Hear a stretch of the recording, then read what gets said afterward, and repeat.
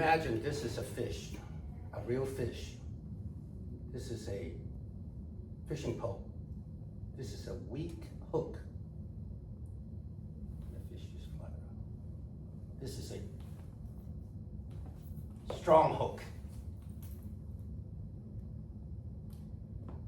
You can catch the audience just 8 seconds. If you don't get their attention in their mind, they really kind of drift off. So today's presentation is very important. How to start a speech. If you get that right, everything else kind of falls in place. Everything else falls in place, and you don't have to worry about, oh, I'm reading notes, whatever, because you already got their attention. It's important to catch their attention first 8 seconds, and then you introduce the topic, what you have, and then you explain why your topic is important. The first 8 seconds is important because that's how you catch people's attention and engage them. And then you explain why you're credible. Well, I'm credible because I gave over 30 speeches the last 4 or 5 months, 6 months. And I studied and I flopped before, and I studied the Better Speakers series. I studied the World Toastmasters. I'm gonna have some time to show 3 World Toastmasters how they introduce a speech. So you may learn something, so pay attention. So the most important is the beginning, and that is the first 8 seconds. So there's this called SHARP, S-H-A-R-P. S-H-A-R-P. Begin with, all the world's best winners in Toastmasters, they either start a story, like an anecdote, interesting to catch them.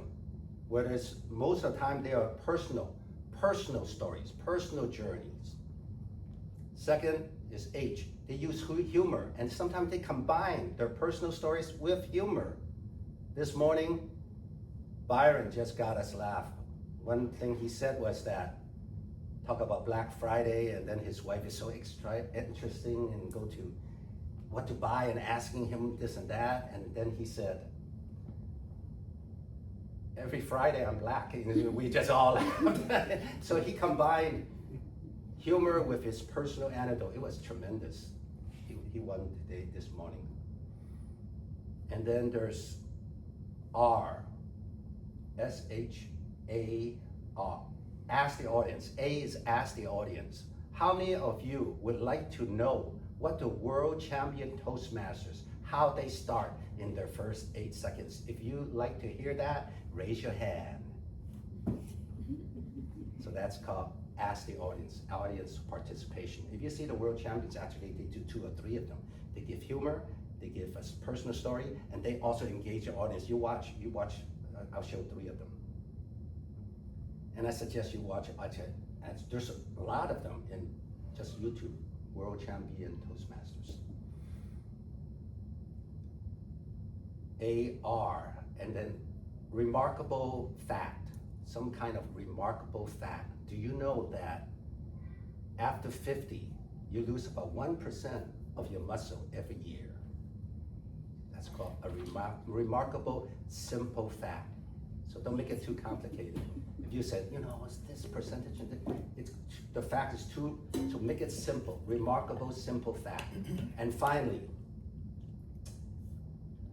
P stands for prop. So what I did this morning, it could be a real prop, you could use a dumbbell, or you could use a band, but I use imaginary. One thing about this imaginary prop is that you don't have to bring anything. Sometimes you bring a dumbbell, it's kind of heavy, right? 20 pounds, 30 pounds, it's kind of awkward sometimes. But if you do imaginary, this is a fish, this is a hook. Now you have a prop. And Einstein says, imagination is more powerful than knowledge. So I used a few stories on my 30 speeches, even in the area contest and division contest. I use a story of dialogue.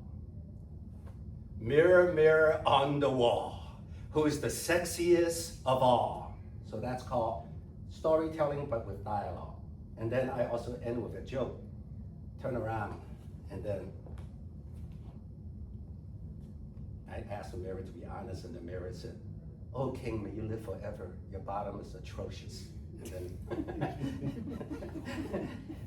then I said, "Mirror, I asked you to be honest. I did not ask you to be brutal." So I'm using a story plus humor. Another one that I used, little pig, let me in, let me in. Oh no, not by the hair of my chinny chin chin. Then I'll huff and I'll puff and I'll blow your house down.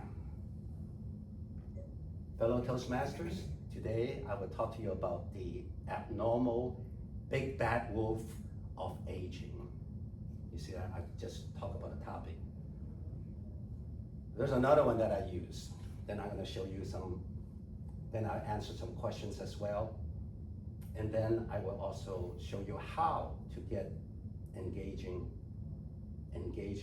stories or engaging questions by using AI. So now all of you can write a speech every week, just like me, because that's what I do. How do you think I'm able to do that? And I'll tell you some tricks also how to memorize things using AI actually. So another one that I used, fee, fi, fo, fum. I smell the blood of an Englishman. That story is from Jack the Beanstalk. That troll is the abnormal giant of the aging process. And Jack chopped that beanstalk and killed the giant. And we can also kill when the abnormal aging process is following us. So that's again a storytelling. Once you get the idea and you watch a little bit, you say, I could do that too. Or if you don't like that, you could ask a question. Ask a question. Do you know that after 50, we lose 1% of our muscles every year? So ask questions. Okay, now, let me just show you these world champions.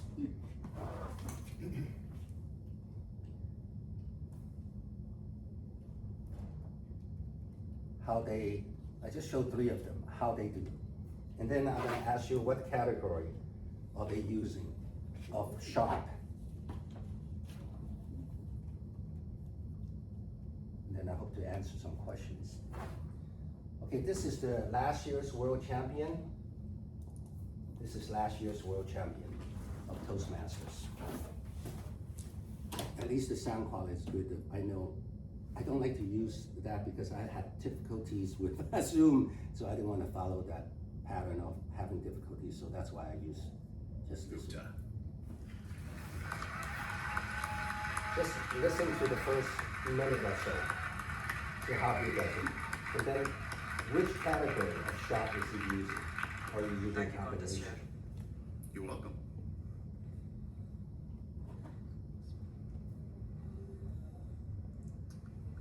I love you so, so much. Mwah.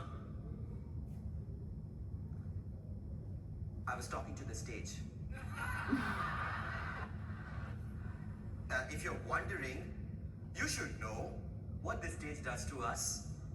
This is that one safe space where we can be creative, weird, wacky, right? Give me a little hoo-hoo if you love the stage. I knew that.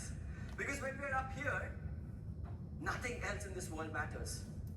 Except the stage, our craft, and our audience. But do we often take this performer energy into our day-to-day lives? Or we think the world will judge us, label us, maybe even laugh at us. Contest chair, Toastmasters, and my performers in this room and all over the world. See that? Now he was a little longer, but just like mine, now some other ones are shorter. So here's the second one. Okay. Tell me, what did he use? What did he use on sharp? SHARP. Go ahead.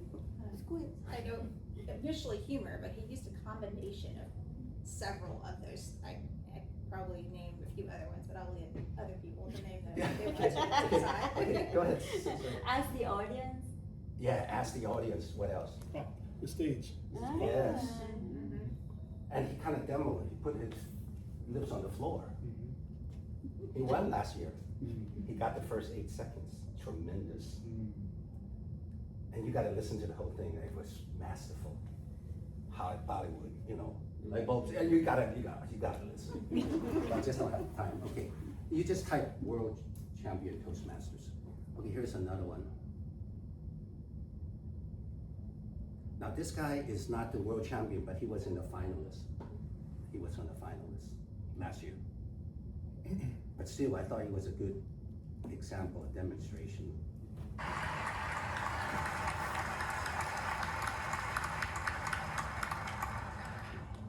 Thank you, contest chair. You're welcome.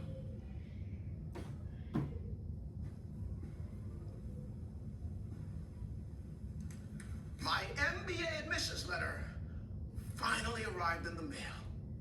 The name on the envelope, MIT. Business school of my dreams. This letter will change my life. It read, Mr. Lewis, I balled it up and threw it away. Contest chair, fellow dreamers, have you ever been rejected? That moment took me back to It was shorter, this one is shorter, because when I know the shorter is when they go contest chair, fellow Toastmasters, and so on. So that's the attention grabber between that and greeting the fellow Toastmasters. So what did he use on this one? Anyone know? Sharp, S-H-A-R-P. What do you notice? Oh, yes, go ahead. The prop, the letter. the Prop and the letters, yes, that's a prop. That's something you could see and throw on the floor. What else? He asked the audience, have you ever been rejected? He asked the audience participation. Just two. Just one is good enough, but he did two. Go ahead. He also did the story. Yeah. He also did a story. 3 things. See, all the finalists probably do a combination. I just realized that. Now I know what to do. And now all of us know what to do. Do more than one, do 3. 2, 3. You catch the first 8 seconds, everything else is not so bad. You don't have to worry about the rest of the speech. Okay, now this is a world champion in 2024. It's a lady, you know, I want to make it fair, you know. She's funny. Okay, she's great.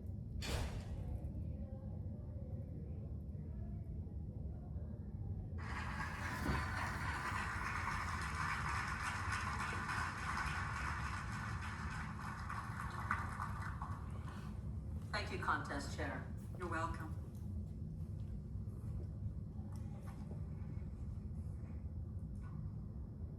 Clear. Clear. We have a female, unresponsive, no pulse.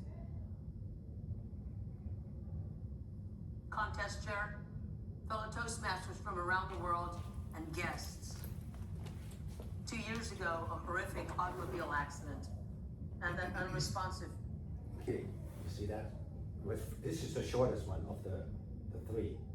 From what she said, clear, to fellow Toastmasters. Okay, what did she use? A remarkable fact.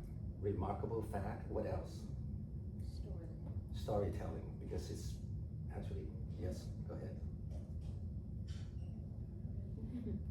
Okay, that's it, yeah, at least those 2. But I like her because it made me want to hear more. What about that story? She caught your attention for Yeah. sure. And it's the first 8 seconds. And she won the world champion. So do you have any questions for me about opening or closing, or how, let's say, how can I know that's important, but how can I get the how do I get the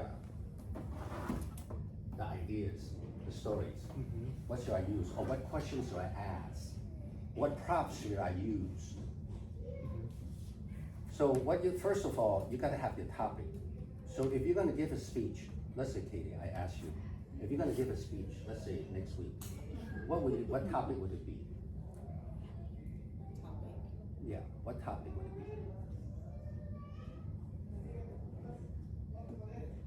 Put me on the spot. HR? Sure, yeah, something Okay. HR. So Recruitment. recruitment. Okay, so what I'll do is this. I go to ChatGPT or any Gemini or Google, whatever. Give me 50 hooks on HR for a Toastmasters speech. Writing with a purpose or whatever. You can even make it more detailed.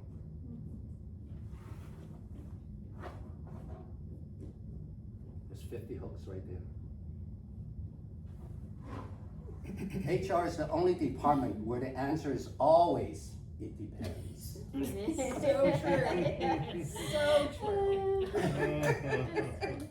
I once asked HR a simple question and received a 14-page policy. So there's some humor there. So I'm saying, Yes. now you know how I come up with hooks. And also, I notice a lot of people, they don't win because they don't remember they keep losing it. Today there was 2 great speakers. Byron did not have any notes. The other person did have a lot of notes, and the one with notes, even though he was beautiful in his speaking and insightful and caused us to think, he did not win because he was reading. So how do you memorize a speech? Just go, put your topic, so that you got some main points. Give me some mnemonics. Give me some acronyms. How do I remember this? So how do I remember SHARP? I got it from there. SHARP. Anyway, fellow Toastmasters, if you do this, you'll be able to catch a fish. Next time, you'll be afraid because you catch the one in the first 8 seconds, everything will be smooth.